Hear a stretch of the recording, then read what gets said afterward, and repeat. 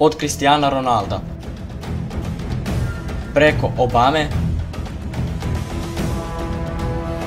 pa sve do prelepe Jennifer Lopez. Ice Bucket Challenge je postao svjetski fenomen koji je eksplodirao preko noći. Bilo je tu potpunih idiota, seksi izazova i naravno failova i failova i failova. Ok, shvatili ste. Ali šta zapravo znači Ice Bucket Challenge?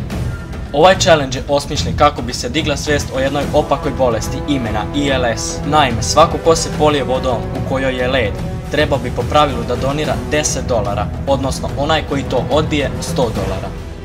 Zašto se ovaj izazov proširio tako naglo?